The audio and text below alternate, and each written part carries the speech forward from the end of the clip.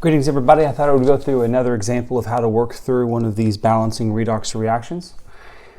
So here's the reaction as it's been given, and we have to balance this redox reaction. So first step, split it into half reactions. But you'll notice that we only have really one product here, right? So that kind of makes things look just a little weird. How do we fix that?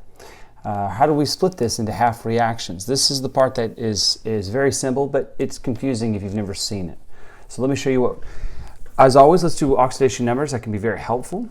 Obviously, oxygen gets assigned first, so that's a -2. Because the two oxidation numbers sum to -1, then this means that iodine here is +1. Here it's -1, and then here it's 0.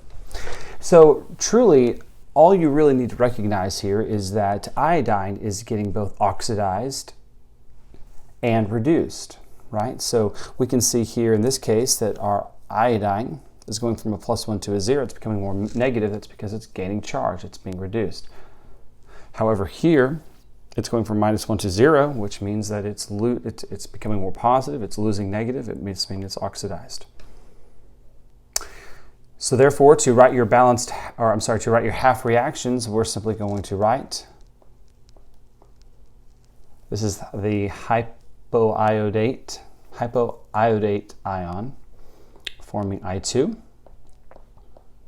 And then when we come down here to write the oxidation half reaction, we simply go I and minus. But again, notice we're going to write I2 again. Both are getting turned into that. So now that we have that, we can go through this whole process of balancing out this reactions. Remember to balance everything except for oxygen hydrogens first. So the top equation, I've got one iodine on the left, 2 on the right. Let's fix that. I'm going to have to put a 2. Same thing goes for the bottom equation as well. Might as well fix that. Going back to the top half reaction, we've got 2 oxygens now. And remember, we always add water to balance our oxygens.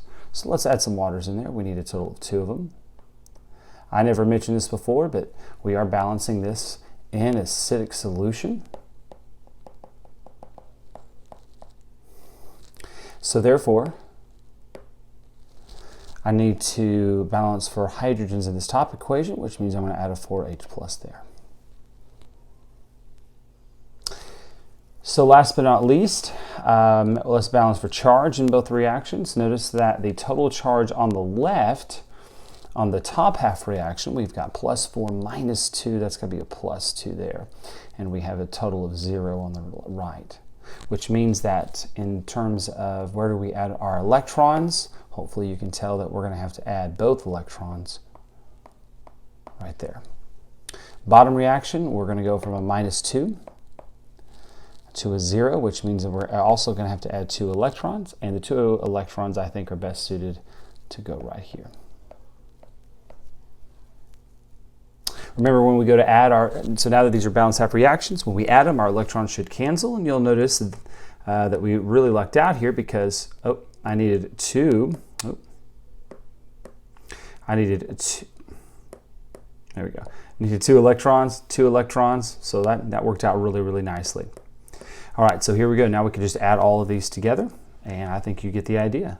So without further ado, we've got 2 electrons. Plus 4H plus 2 hypoiodates plus 2 iodides. Don't forget the reactants in the bottom half reaction. Plus I2 plus 2H2O plus another I2. That's cool. And plus 2 electrons. Let's go through and cancel out who we can. Obviously, electrons go bye-bye, which is, again, always nice. Doesn't seem anything else cancels, but these two certainly do combine together. And so without further ado, our final answer here would be 4H plus 2 minus plus 2